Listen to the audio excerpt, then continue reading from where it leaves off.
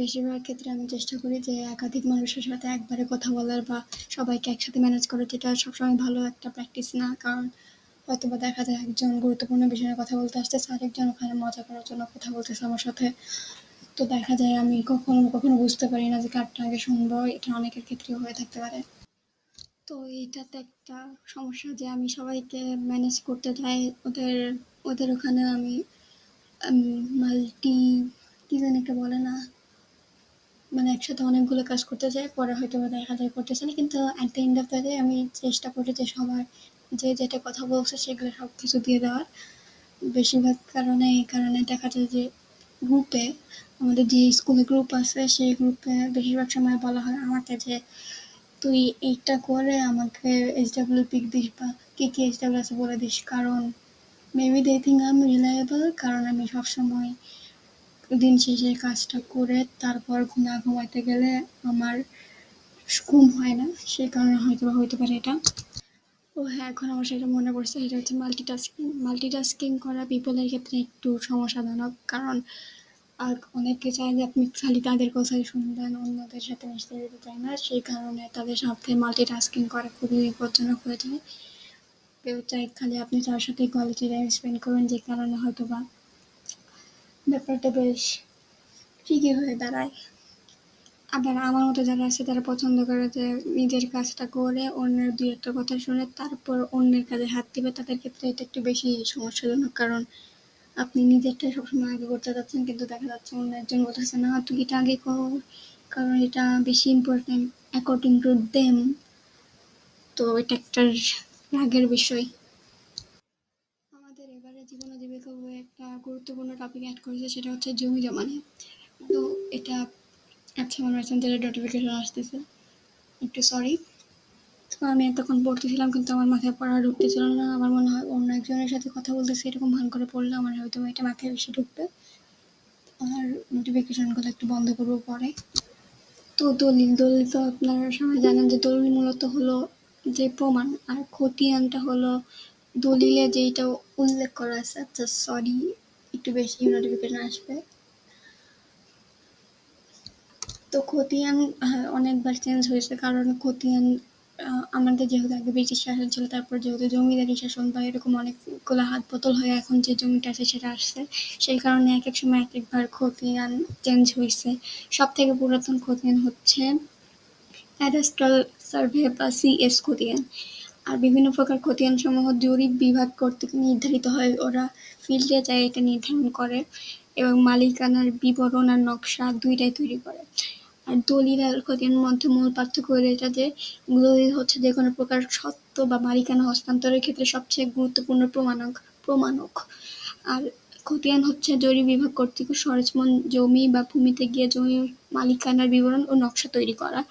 আর সেই রেকর্ডটা তৈরি করে প্রকাশ করা হয়, যেটা খতিয়ান।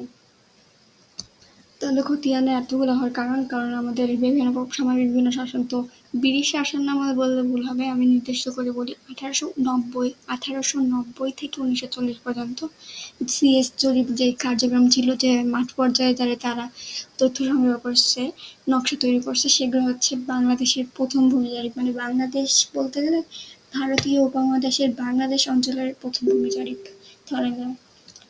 আমার কাছে মনে হয় যে দলিলের বিস্তারিত বর্ণনা দেওয়া থাকে খতিয়ানে। তো দুইটাই আপনার লাগবে অবশ্যই। আর জমি কেনার সময় অবশ্যই দলিলের জিনিসগুলা মালিকানার তথ্য দিই, তারপর বিক্রেতা ক্রেতা বর্তমান মালিকের নাম, তারপর ঠিকানা, ছবি, স্বাক্ষর, এনআইডি নম্বর, আঙুলের ছাপ, টিপসই যেটাকে বলে, জমির অবস্থান কোথায় সেটা সম্পর্কিত তথ্য, যেমন জেলা, উপজেলা, মৌজা, জেল নম্বর, তারপর সাবেক খতিয়ান মানে সিএস খতিয়ান, আরএফএল খতিয়ান, এগুলো খতিয়ান নম্বর এবং বর্তমান খতিয়ান নম্বর। এরপর জমি কী ধরনের, নিষ্কণ্টক নাকি, পরিমাণ জমির, তারপরে সাব রেজিস্ট্রি কোন অফিসে হয়েছে সেটার নাম, তারপর সাব রেজিস্ট্রারের নাম, তারপর জমির দলিল নম্বর, এরকম অনেকগুলো তথ্য আছে যেগুলো আপনার অবশ্যই রিসার্চ করে তারপর মাঠে নামতে হবে। মানে মাঠে বলতে গেলে জমিতে নামতে হবে। আর জমির উপরে যে 50 টাকা বা 100 টাকা এটা লেখা থাকে ওটা মূলত তাহলে ওটা সরকার মোদিত জুডিশিয়াল স্ট্যাম্প।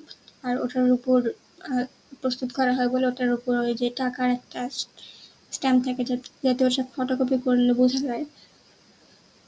তো রেজিস্ট্রি করে তারপরে দলিলটা করতে হয়, কারণ রেজিস্ট্রিবিহীন মালিকানা দলিল বা উইল ওটা গ্রহণযোগ্য হবে না।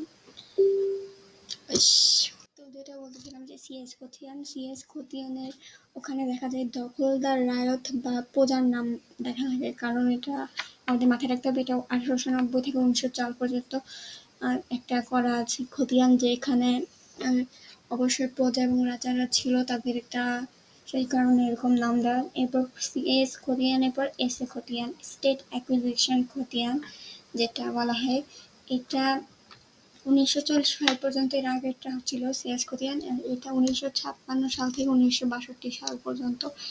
তো এটা এখানে দেখা যায় যে 1940 থেকে 1950 পর্যন্ত বা 1961 পর্যন্ত, তাহলে এই কয়েক বছর করে গেল।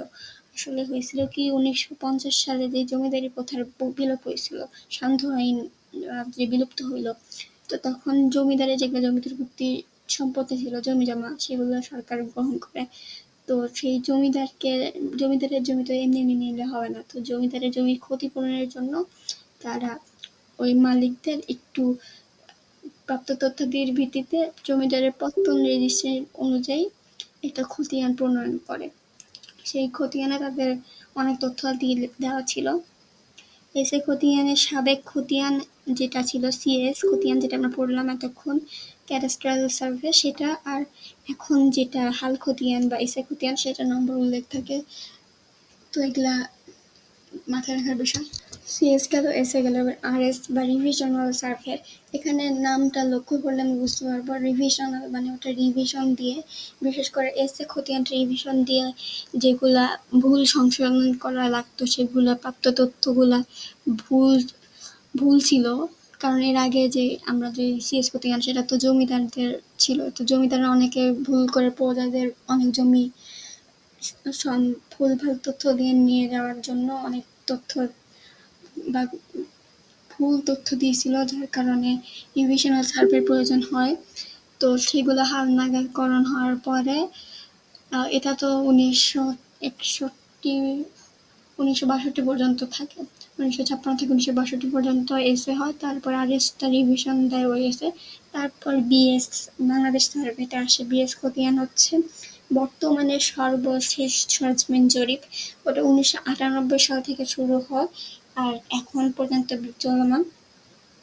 আর এখন আমরা সেই ডিপি পর্চা নিয়ে, ডিপি পর্চা বা খতিয়ান একই জিনিস। ভূমি জরিপের সময় একটা ধাপ থাকে যে খানাপড়ি, বুঝারত্ব, স্টিক ইত্যাদি, মানে এগুলোর ধাপের নাম, কোনো জমির ধরন না।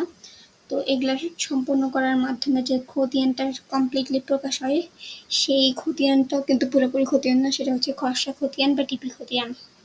তো খসড়া খতিয়ানটা দেখে নামের ভুল বা দাগ সূচিতে ভুল থাকলে অথবা দাগের সাথে নকশায় ভুল হয়ে থাকলে সেটা সংশোধন করে তারপরে একটা পরিপূর্ণ খতিয়ান দেওয়া হয়।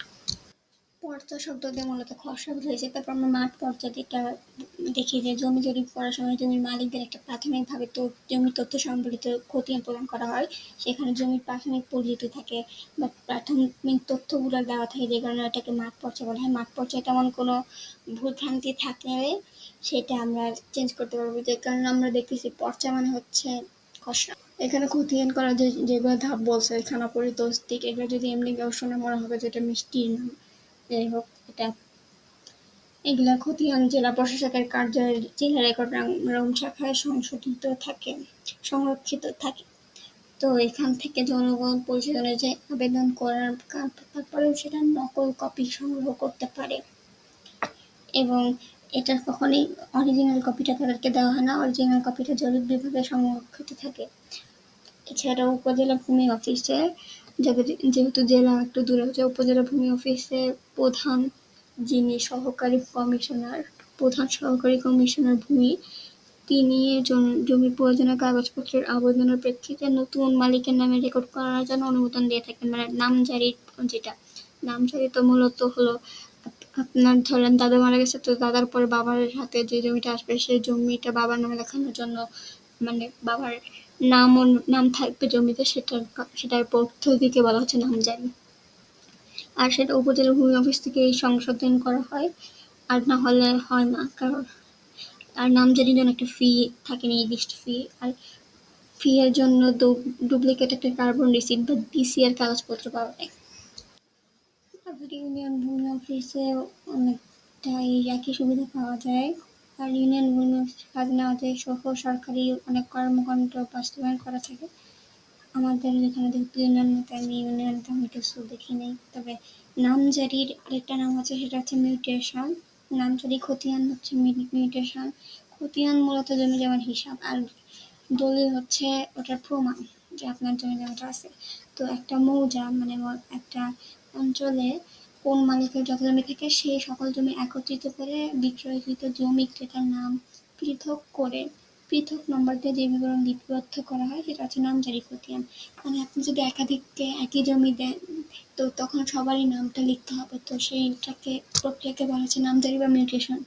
সিএস জরিপ মানে ক্যাডাস্ট্রাল যে সার্ভে সবার প্রথমে যেটা, ওটার সময় প্রত্যেক থানাকে আর যে ভৌগোলিক এলাকা ধরে নেওয়া হয়েছিল সেটা হচ্ছে মৌজা। আর জরিপ ও ভূমি ব্যবস্থাপনার একটা ইউনিট হচ্ছে মৌজা। আর গ্রাম পাড়া তো এগুলো মৌজাভুক্ত এলাকা। জেল নাম্বার হচ্ছে জুরিসডিকশন লিস্ট নম্বর, যেটা যে কোনো মৌজাকে একটা নাম্বার দেওয়া হয়, সেই মৌজার নাম্বারকে জেল নাম্বার বলা হয়। আর দাগ নম্বর আমরা তখন যেটা বললাম সেটা হচ্ছে জমির সীমানার অংশ। আর ডিসিআরকে আমরা পড়লাম যে ডুপ্লিকেট কার্বন রিসিপ্ট, একটা নির্ধারিত ফার্মের ওষুধ দেওয়া হয় সেহেতু সেটা রাখতে হয়। সংশোধন ফি যে দেওয়া হয়েছে এটা অনুযায়ী এটার জন্য ওই রসিদটা দেওয়া হয়। আর দাখিলা খাজনা রসিদ, আপনি যে জমি আছে সেটার জন্য যে খাজনা দিচ্ছেন তো সেটার একটা রসিদ আপনার অবশ্যই রাখতে হবে। সেই সরকারের প্রদত্ত বার্ষিক ভাড়া, জমি দখল করার জন্য যেটা দেওয়া হয় সেটা হচ্ছে খাজনা। আর ম্যাথ তো জানেনই। এখন পরের পৃষ্ঠায় যাই আমরা। আচ্ছা, আর এগুলো নিয়ে আর কথা না করে আমার স্টাডি সেশন এতটুকুই থাক, এরপর আমি কি বলবো জানি না।